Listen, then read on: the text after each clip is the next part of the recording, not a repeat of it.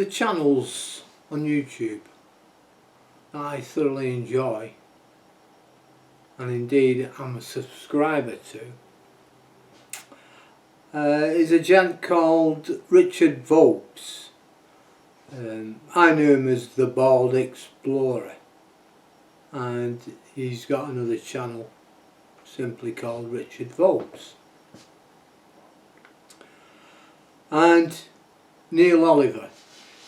Neil Oliver is a GB News presenter.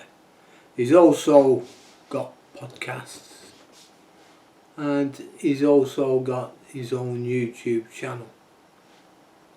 And both of them are very articulated narrators, explaining various subjects, and I find them very interesting, and I'm sure that you would do as well. And I'll put links into the description box, and you can take a visit to their channels. Well, both of them have come up this week discussing the Magna Carta. Now, I always thought that the Magna Carta was totally irrelevant. I'd heard of the Magna Carta when I was a kid, and I thought it was absolutely, totally irrelevant. Well, apparently it's our constitution. So when they mention this, obviously my ears pricked up. We've got a constitution. I've heard of the American Constitution, but I didn't think we had a constitution. Well, apparently we do. It's the Magna Carta. But anyway, check their channels out and they will explain an awful lot about it. It's very, very, very interesting. Certainly an eye-opener.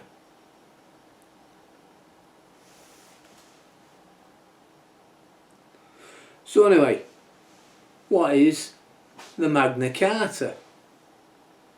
Well, the Magna Carta is also known as the Great Charter, and it was a document signed by King John of England in 1215.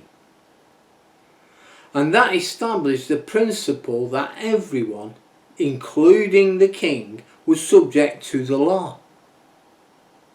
It limited the power of the monarch and protected the rights of the feudal barons, and it is considered one of the most significant early steps toward modern democracy and the protection of individual liberties. Now, apparently, the Magna Carta is just an historical document and has no legal power, according to some people. But it's a cornerstone, the foundation of our constitutional law. Now, looking into this a little bit more, right, the feudal system at 1215 and a little bit before, freedoms were suppressed for the common people, and these included political freedom. The feudal system was based on a strict hierarchy, with the king at the top and the common people at the bottom.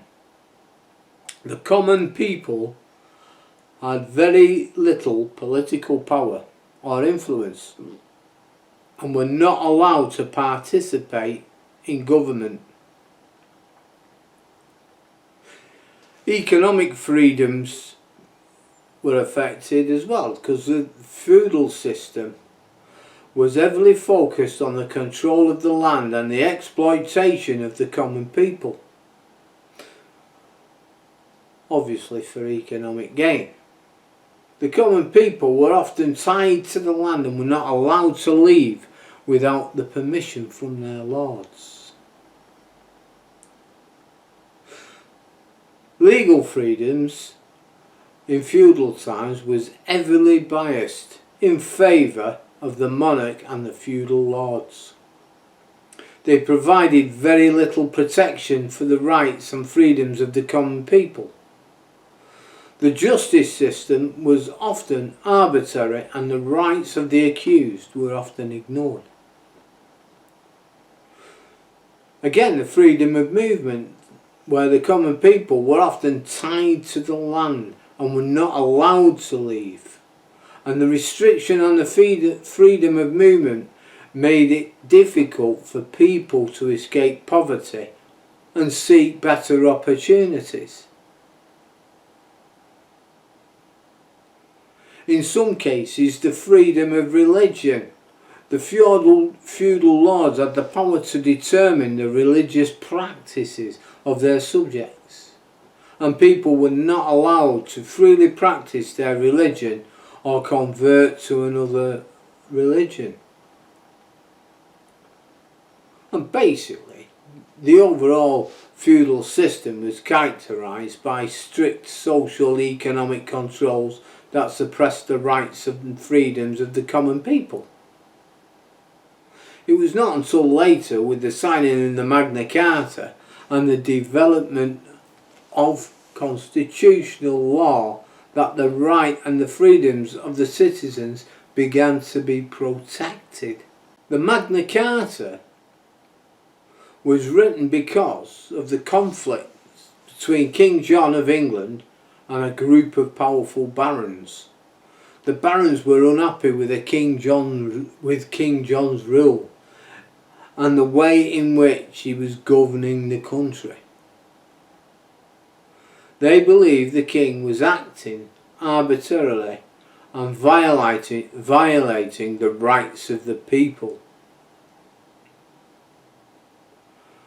King John had imposed new taxes, confiscated lands and property, and made arbitrary arrests.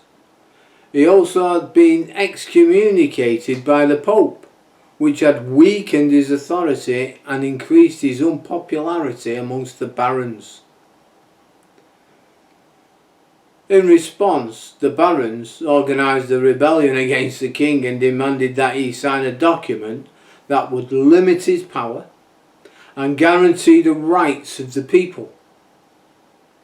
And this became known as the Magna Carta, or the Great Charter. The king was forced to sign the Magna Carta in 1215 because the barons threatened to continue their rebellion unless he agreed to their demands. The king was also facing military opposition from France and needed to secure the support of the barons to maintain his power. Overall, the Magna Carta was the result of a power struggle between the king and the barons, and was written to limit the king's power and establish more than just equable society. It was to improve equality.